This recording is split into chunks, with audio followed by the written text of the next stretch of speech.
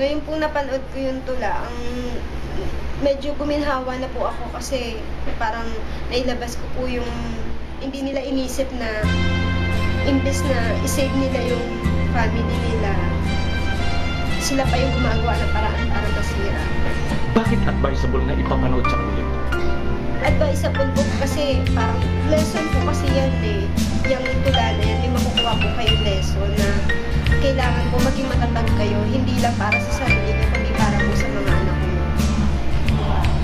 So magbibigay siya ng tatag at nagpapaluwag siya ng dibdib, ganun ba? Opo. Siya masaya samantalang kami nag-iingat. Samantalang kami, yung anak ko, hindi ko alam kung saan ko ikukuha na igagatas nila dahil that time. Samantalang, ibinigay mo ang lahat. Binigay mo lahat ang sarili. Nag-aaral pa lang po. In spite of that, iniwang ka pa rin. Kasi, ano po siya eh, hindi po siya makontento ng business. Kaya dati po, gusto ko sa kanya, kaya dati po, gusto ko sa kanya, pero dahil sa gusto kong makawala sa kanya, gusto ko po na maanal kami para maging masaya rin naman po ako sa buhay. Nung time na hindi man lang siya nagsusupport sa'yo, ikaw na lang ang natira.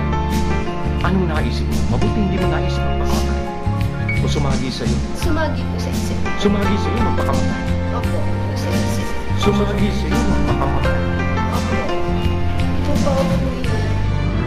Hindi namang mapanood may tuntula. Nagluwag ba ang iyong damdamin? Opo.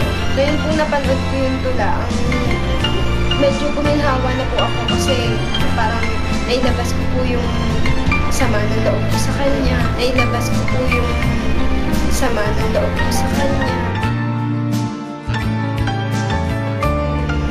Sama ng loob ko sa kanya.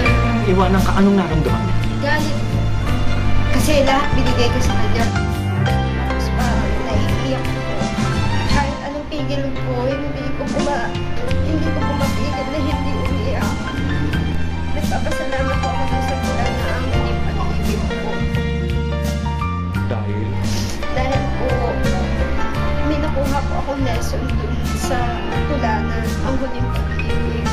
Nagpapasalamat po ako dun sa tula na ang